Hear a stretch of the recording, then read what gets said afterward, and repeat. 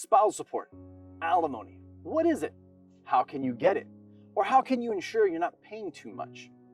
You know, spousal support can be a complex issue in any divorce case, but in this video, it will help both the paying spouse and receiving spouse to ensure that they get a fair outcome. Hi, I'm Sina Mohajer with Mohajer Law Firm. We specialize in family law, estate planning, criminal defense, and personal injury. In these videos, I like to take complex issues and simplify it for our viewers in order for you to be able to protect your rights more efficiently. So if you like the contents of this video, don't forget to hit that like button, and please don't forget to subscribe so you're always informed of any new videos posted. So without further ado, I welcome you all to A Walk in the Park.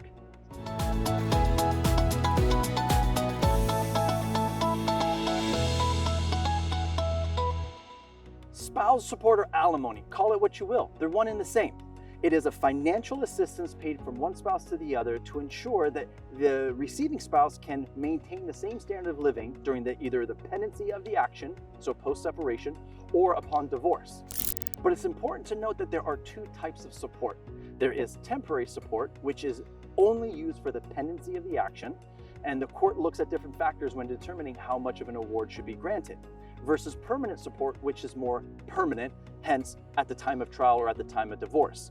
So temporary support, every single family court uses the same software.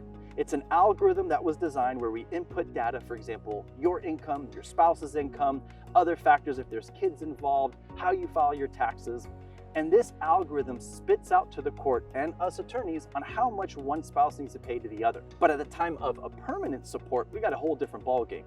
That same algorithm is not used. At the time of trial, the court only looks at Family Code section 4320.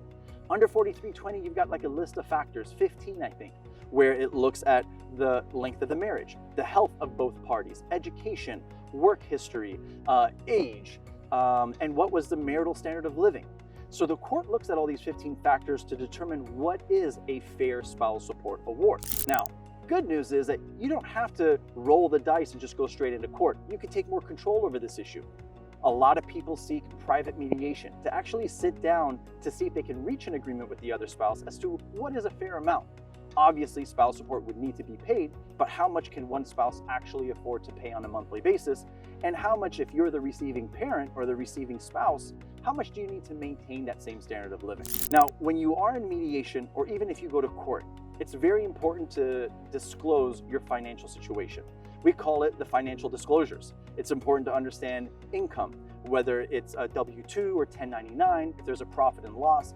These documents must be exchanged in order for you to have the full understanding of both positions as when it comes to their financial situation.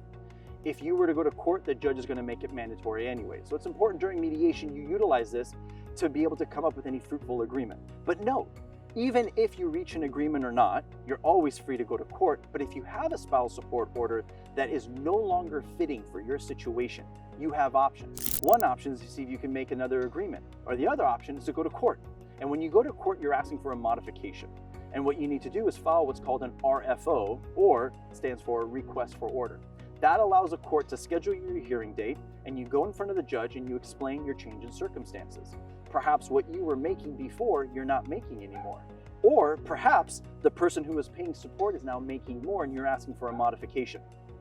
In any event, whether it's during the temporary stage or even post-divorce, you're always free to ask for a modification if there's been a change in circumstances. So in this video, we've discussed not only what spousal support and alimony are, how to ensure you're protecting your rights, different options on how to either reach an agreement or go to court.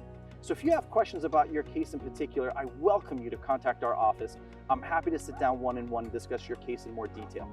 And if you like the contents of this video, share it with your friends and family. Don't forget to hit that like button, and remember to subscribe so you're always informed of any new videos being posted.